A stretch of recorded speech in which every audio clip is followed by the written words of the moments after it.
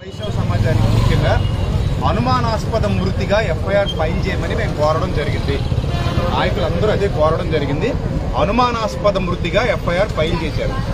ప్రవీణ్ పగడాల గారి రక్త సంబంధికులు ఎవరో ఒకరు వచ్చి కంప్లైంట్ ఫైల్ చేస్తే తప్ప పోస్ట్ మార్టం చెయ్యము అని పోలీసు వారు తేల్చి చెప్పేశారు. సో వాళ్ళ మిసెస్ గారు, వాళ్ళ బ్రదరు అమెరికా నుంచి బయలుదేరి వచ్చారట ఆయన. సో వాళ్ళందరూ ఇప్పుడు రాజమండ్రికి రాబోతున్నారు. వాళ్ళు వచ్చి పోస్ట్ మార్టానికి వాళ్ళు ఎఫ్ఐఆర్ ఫైల్ చేసిన తర్వాత పోస్ట్ మార్టానికి వెళ్తుంది బాడీ. సో బాడీ చూస్తే మాత్రం అది అనుమానాస్పద మృతిగానే ఉంది తప్ప అది యాక్సిడెంట్ లాగా అనిపించలేదు. ఏమో ఒకవేళ పోస్ట్ మార్టం అయిన తర్వాత యాక్సిడెంట్ అంటే కనుక మనం దాన్ని ఒప్పుకుందాం. కానీ ప్రస్తుతానికి ఆ ఫేస్ చూస్తుంటే అది యాక్సిడెంట్ లాగా అనిపించట్లేదు. This is the final report. ఇక్కడ మాకు తెలిసినటువంటి సమాచారం ఇది మాత్రమే. సో చాలా కష్టపడి సోదరులందరూ నిరసన వ్యక్తం చేశారు. నడి రోడ్డు మీద ఎండలో కూర్చున్నారు, చాలా కష్టపడ్డారు. పోలీసు వారికి తెలియజేశారు.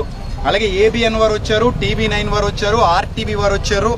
వాళ్ళందరికి కూడా క్రైస్తవ నాయకులందరికి గొంతు వినిపించడం జరిగింది.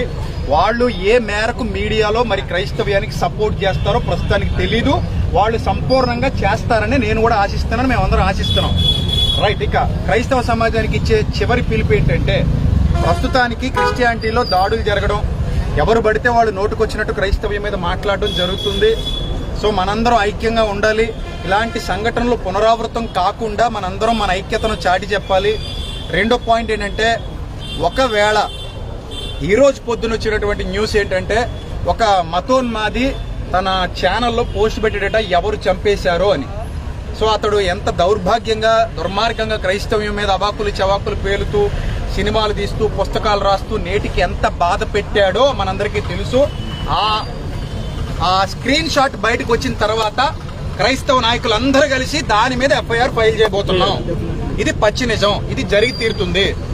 అలాగే ఇక మీదట ఎవరైనా నిర్నిమిత్తంగా మన మీద దాడులు చేసినా, నిర్నిమిత్తంగా మన మీద పోస్టులు పెట్టినా ఎవరు మౌనంగా ఉండొద్దు.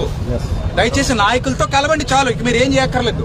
మీ పక్షంగా నిలబడిన నాయకులు ఎవరైతే ఉన్నారో వాళ్ళతో కలిసి వాళ్ళు రమ్మన్న చోటకు వచ్చి ముందడుగు వేయండి. ఇక ఫైనల్ గా నేను చెప్పేది ఏంటంటే, పోస్ట్ మార్టం వచ్చేసిన తర్వాత, ప్రవీణ్ పగడాలన్న పోస్ట్ మార్టం నివేదిక వచ్చిన తర్వాత ఆ పోస్ట్ మార్టంలో గాని ఒకవేళ ఇది హత్య అని తేలితే గనుక ఎవ్వడూ మౌనంగా ఇంట్లో కూర్చోవద్దు. ఏ సంఘం కూడా మౌనంగా ఇంట్లో కూర్చోవద్దు. ఖచ్చితంగా విశ్వాసి బయటకు వచ్చి మన పోరాటం ఏంటనేది అప్పుడు చేద్దాం. అంతవరకు మౌనంగా, వినమ్రంగా, విధేయతగా ఉండండి. పోలీసు వారు చెప్పినట్టే వినండి. దయచేసి ఇక ఏం చేయొద్దు, ఎవరింటికి వాళ్ళు వెళ్ళిపోదాం. నాయకులతో ఇంటరాక్ట్ అయి ఉండండి. అలాగే ఇప్పుడు ఏ ఛానల్స్ లో అయితే వెళ్తున్నాయో ఈ ఛానల్స్ వాళ్ళందరూ కూడా నాయకులతో ఇంటరాక్ట్ అయి ఉండండి. ఖచ్చితంగా మా నుంచి పోస్ట్ వస్తుంది, అధికారికంగా పోస్ట్ వస్తుంది. ఒకవేళ పోస్ట్ మార్టం నివేదిక ఇస్తామని చెప్పారు, సమగ్ర దర్యాప్తు చేస్తామని చెప్పారు. అలాగే ఇప్పటివరకు ఇక్కడ ఉన్నటువంటి గౌడ్ గారు, వీరయ్య గౌడ్ గారు, ఐ థింక్ సిఐ గారు అనుకుంటాను ఆయన, సిఐ వీరయ్య గౌడ్ గారు ఏం చెప్పారంటే, సార్ మా దగ్గర మొత్తం సీసీటీవీ ఫుటేజ్ ఉంది. ఆ సీసీటీవీ ఫుటేజ్ మొత్తం తీసుకొచ్చి మీ నాయకులందరికీ అప్పగిస్తాం. ఆ సీసీటీవీ ఫుటేజ్ లో ఒకవేళ ఏదైనా తేడా ఉంటే క్లూస్ టీం మొత్తం వెళ్తుంది అక్కడికి.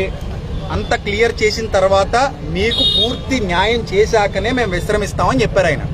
కాబట్టి వీళ్ళందరి మీద నమ్మకం ఉంచి, మీడియా వాళ్ళ మీద నమ్మకం ఉంచి మన ఇంటికి వెళ్ళిపోతున్నాం. దయచేసి ఈ ఇష్యూ, ఆయన అనుమానాస్పద మృతి ఇష్యూ పవన్ కళ్యాణ్ గారి దృష్టికి వెళ్ళాలి, చంద్రబాబు నాయుడు గారి దృష్టికి వెళ్ళాలి, ఎవరైతే పెద్ద పెద్ద నాయకులు ఉన్నారో వాళ్ళందరి దృష్టికి వెళ్ళాలి. వాళ్ళు స్పందించాలి. స్పందించి ఇది మాత్రమే కాదు, నిన్న ఇక్కడ రాజమండ్రిలో పోరాటం జరిగింది. హలో నెన్ గారు కానీ నాయకులందరూ, సిన్హా గారు, వీళ్ళందరూ కలిసి రాధా మనోహర్ దాస్ అనే వ్యక్తి ధవళేశ్వరంలో చేసినటువంటి అనుచిత వ్యాఖ్యలు, అది ఆయనకేం కొత్త కాదు. మనకి వినడం పాత అయిపోయింది, ఆయనకి అనడం పాత అయిపోయింది. ఎందుకు ఇన్నాళ్ళు మనం మౌనంగా ఉన్నాం కాబట్టి. నేను అందుకే చెప్పాను, గతంలో కూడా ఒక వీడియో పెట్టి చెప్పాను. హలో నెన్ గారు నేను కూడా మాట్లాడుకున్నాం, సార్ దీని మీద మనం కఠిన చర్యలు తీసుకోవాలని అన్నట్టుగానే వాళ్ళు స్పందించడం జరిగింది. సో కాబట్టి వీటి దృష్ట్యా ఇది కూడా మనం ప్రభుత్వాల దృష్టికి తీసుకెళ్దాం. సో మనకి ఏ ఉన్నా అవన్నీ పక్కన పెట్టి ఇక మీదట అందరూ ఐక్యంగా ఉన్నాం, కలిసి పోరాడదాం. We are all one in Christ. మన శిరస్సు క్రీస్తు. మన ఆలోచన అక్కడి నుంచి వచ్చింది కాబట్టి క్రీస్తుని బట్టి మన అందరం ఐక్యంగా ఉండి ఈ ప్రవీణ్ అన్న కుటుంబానికి ముఖ్యంగా ఒక్క మాట చెప్తాను. ఆయనకి 2 ఆడబిడ్డలు, ఇంకొక 2 ఆడబిడ్డలు దత్తత చేసుకున్నారు. ఇంకో 10 మంది పిల్లల్ని ఆయన పోషిస్తున్నారు. ఆయన చాలా మంచి క్యారెక్టర్ కలిగినటువంటి వ్యక్తి. ఎప్పుడూ కూడా ఆయన తన మానవత్వాన్ని కానీ తన మంచితనాన్ని కానీ వదులుకోలేదు. అంత చక్కగా మంచి వక్తగా మంచి డిబేటర్గా రక్షణ టీవీలో ఎంత చక్కటి ప్రసంగాలు చేశారో కూడా మనందరికీ తెలుసు. ఆయన గొప్పతనం ఏంటంటే ముస్లింల మనోభావాలు దెబ్బతీశారని కొంతమంది ఆయన గురించి మాట్లాడితే వెంటనే దిగొచ్చి పబ్లిక్ గా క్షమాపణ చెప్పినటువంటి వ్యక్తి. ఆయన పబ్లిక్ గా క్షమాపణ చెప్పాడు. సో అలాంటి మంచి వ్యక్తికి ఈ రోజు ఇలా జరగడం మాత్రం చాలా దారుణం. సో గనుక క్రైస్తవ సమాజం అంతా కుటుంబం కొరకు ప్రార్థన చేయండి, వాళ్ళ ఆదరణ కొరకు ప్రార్థన చేయండి. ఇదే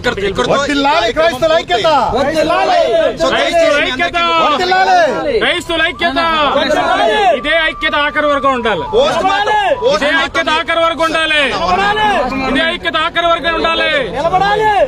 క్రైస్తవుడు నిలబడాలి. దయచేసి అందరూ వినాలి. పోస్ట్ మార్టం నివేదిక రాకుండా ఎవ్వరూ కూడా ఇది హత్య అని డిక్లేర్ చేయొద్దు. ప్లీజ్ ఎవరు హత్యను డిక్లేర్ చేయొద్దు, ఎలాంటి పోస్టులు పెట్టొద్దు. ఇది మాకు అనుమానాస్పద మృతి అనే ఎఫ్ఐఆర్ ఫైల్ చేయమన్నాం, అలాగే ఫైల్ చేస్తున్నారు. దాని మీద కంటిన్యూ అవుదాం. నివేదిక వచ్చిన తర్వాత మనం ఏంటో చూపిద్దాం. ఒకవేళ తేడాగా ఉంటే మనం ఏంటో చూపిద్దాం. ఓకేనా? సరే, God bless you all, love you all, thank you.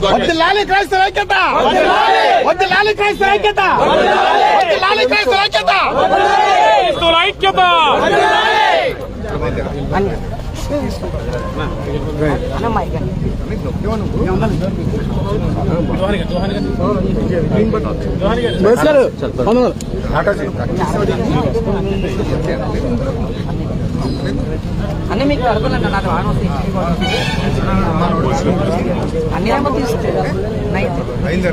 తీసుకున్నాం అంటే బాగున్నారు. ఇలా బాధాకరమైన పరిస్థితుల్లో కలిసాం. సంతోషంగా కలవాల్సింది పోయి బాధాకరమైన పరిస్థితుల్లో కలిసాం. 4